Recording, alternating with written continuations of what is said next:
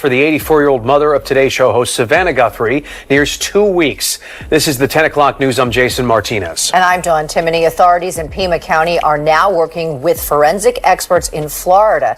Would you ever suspect that behind the peaceful facade of the beautiful Catalina Foothills area in Arizona lies a highly mysterious and currently deadlocked disappearance? Recently, the traceless vanishing of 84-year-old Nancy Guthrie right from her own home has sent shockwaves across America. How did the authorities' thrilling search for clues unfold? And what stern warning do the fatal investigative mistakes send to the justice system? Let's dive into the details of this shocking case right now. Don't forget to leave a comment sharing your thoughts, hit the like button, and subscribe to the channel so you don't miss the next dramatic crime files.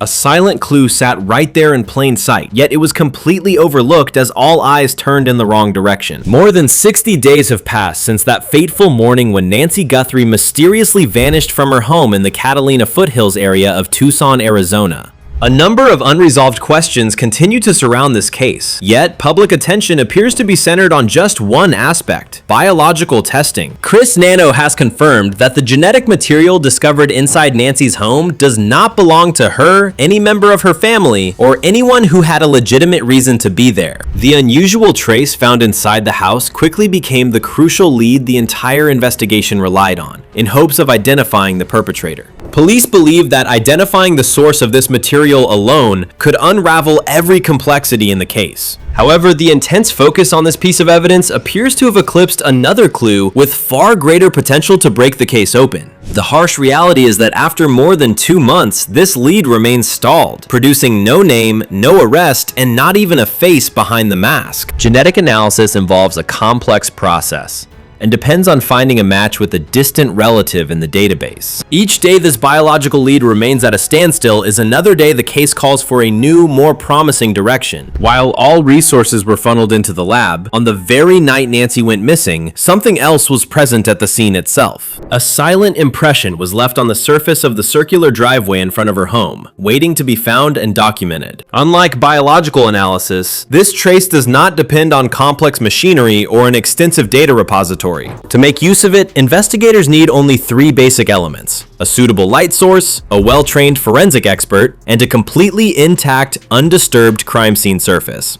Unfortunately, among those 3 critical elements, the last one proved to be the greatest obstacle in the entire investigative process. The surface of Nancy's driveway was covered with decomposed granite. This is a very common material in the American Southwest due to its practicality, excellent drainage, and ideal compatibility with the desert landscape. The very nature of this decomposed granite presented a difficult challenge for crime scene experts. The tiny rock particles will compress under the weight of a vehicle, but they cannot preserve the sharp, defined outlines of tire edges the way mud or clay can. Additionally, these impressions are extremely delicate and can be easily erased. Even a light breeze, a stray footstep, or another passing vehicle can begin to erase these valuable traces almost immediately. That was the very surface where someone parked close enough to Nancy's front door to carry her away. The perpetrator took advantage of the darkness and isolation, but he likely never expected that the sheer weight of the vehicle would unintentionally leave behind a telltale signature on the ground. To interpret this signature, we need to understand the power of tire track analysis. The Federal Bureau of Investigation maintains a vast database managed by its Criminal Justice Information Services Division. This system stores the tread design specifications of nearly every commercially manufactured tire in the world. This database is so detailed that it documents every tread groove configuration, pattern design, sipe arrangement, and the exact dimensional specifications that define each tire model from the moment it leaves the factory. This process demands exceptional meticulousness and precision from forensic analysts. When a forensic expert collects a clear impression and runs it for comparison, this system can identify the tire's brand, model, and size with exceptionally high reliability. Dear friends, if you find these criminal investigation analyses intriguing and want to explore more mysterious cases, please take a moment to hit the like button and subscribe to our channel to support us. The key distinction that makes tire track examination more critical and highly practical than biological testing in this particular case is unmistakably clear. The tire database system does not require the suspect to appear in any criminal registry,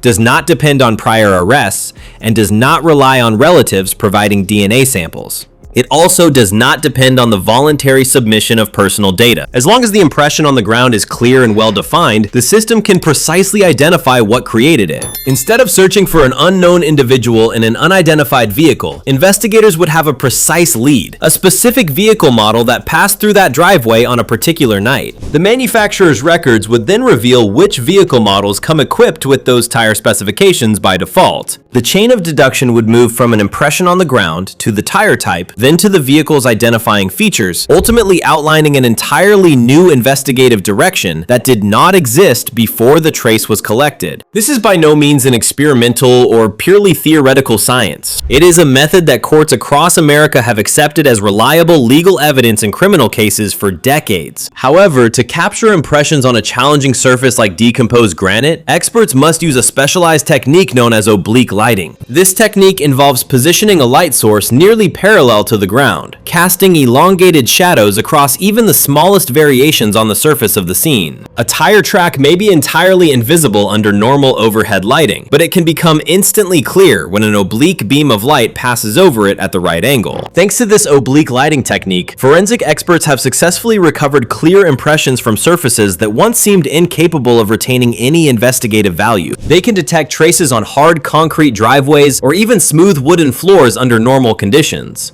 They can detect traces on hard concrete driveways or even smooth wooden floors under normal conditions. This ensures that all dimensions are captured with absolute accuracy and can be cross-referenced against the technical specifications in the database. These specialized devices are essential components of a properly organized and fully equipped evidence response team's standard toolkit. Expert Morena O'Connell, who has devoted her entire career to the Federal Bureau of Investigation's evidence response team, has offered some particularly sharp insights into this case. When drone footage capturing images of Nancy's property was widely released, she noted that the first detail she focused on was the front driveway. She carefully reviewed every frame, searching for a second set of tire tracks. She was looking for any signs of disturbance on the ground that didn't align with the approach path of the vehicle driven by Mr. Tom Zion. According to the investigation records, Mr. Zion brought Nancy home at around 9:48 p.m. and departed at approximately 9:50 p.m. His vehicle was thoroughly inspected by the authorities. The vehicle was returned after both he and Nancy's daughter passed polygraph examinations.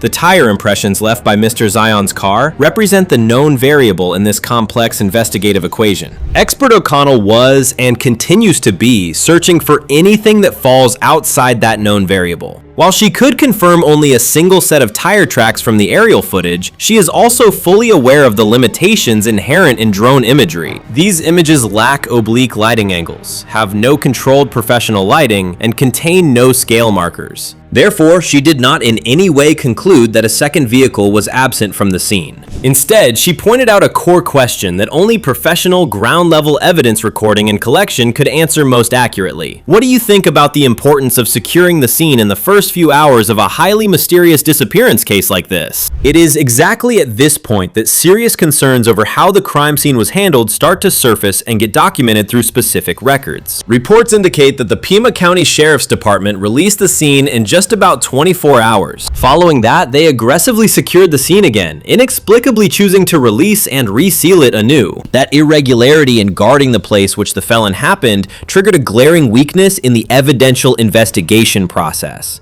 An inside source from the investigative agency disclosed to reporter Brian Inton that the supervising investigator tasked with leading this case had not handled a single major crime investigation until that very morning. Handing over a complex and fragile scene to someone with no real-world experience set the stage for critical errors. Former FBI Special Agent Jennifer Coffindaffer has bluntly exposed 4 critical failures in the initial handling of the crime scene. She stressed in the media that in a kidnapping case, local authorities must notify the FBI without delay. That call should be the top priority, not something delayed for days after an inexperienced team has already trampled and mishandled the scene. Ms. Coffindaffer delivered a hauntingly agonizing statement that those first 48 hours can never be reclaimed. This golden window of time is precisely when physical evidence remains at its most intact, untouched by weather or human interference. Former Pima County Sheriff Clarence Carmona, the direct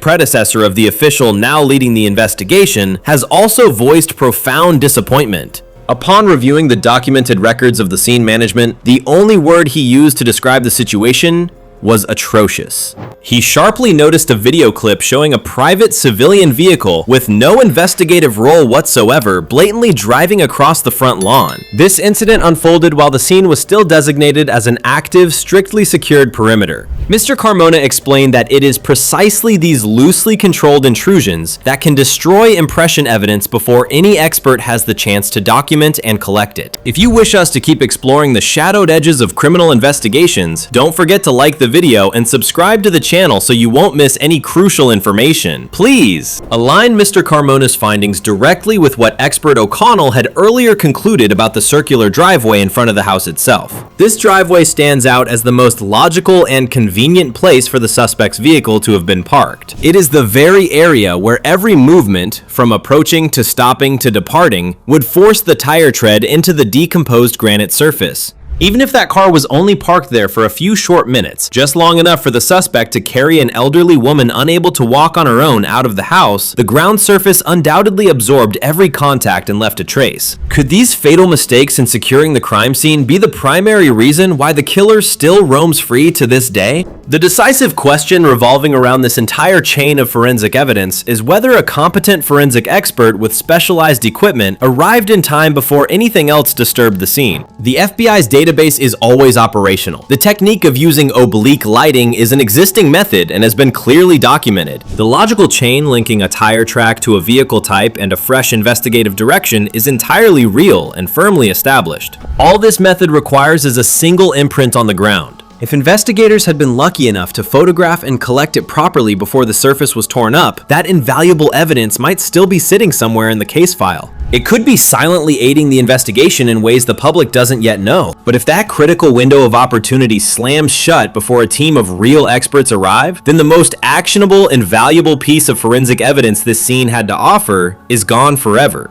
The vehicle that rolled through that driveway and carried Nancy away from everything she ever knew is still hiding out there, unidentified, unmatched, and completely anonymous. The stillness of the desert night seems to have become an accomplice, silently masking every sound and action of the kidnapper. And in that terrifying silence, the traces left at the scene became the victim's only voice, a voice desperately screaming for help. Is there any chance left to uncover the truth when the most glaring traces have been wiped out forever by the desert wind and human carelessness? Nancy Guthrie's case leaves a costly lesson for the community about the vital importance of securing a crime scene in the first few hours, because the most seemingly invisible traces can actually be the key to unlocking the entire truth. Every citizen needs to be fully aware of preserving a scene, not trespassing or disturbing suspicious areas, while also increasing oversight to demand that authorities strictly adhere to professional investigative standards right from the start. Nancy's disappearance into the dark desert night remains a haunting obsession, reminding us that justice sometimes slips away solely due to split-second human errors. The question about the silhouette of the perpetrator and the mysterious vehicle remains wide open, still waiting for a miracle from the final puzzle pieces. If you found this video helpful and want to keep accompanying us on the journey to uncover the truth behind the darkest corners of crime, please take a second to hit the like button, share it, and subscribe to the channel so you don't miss any of the latest developments.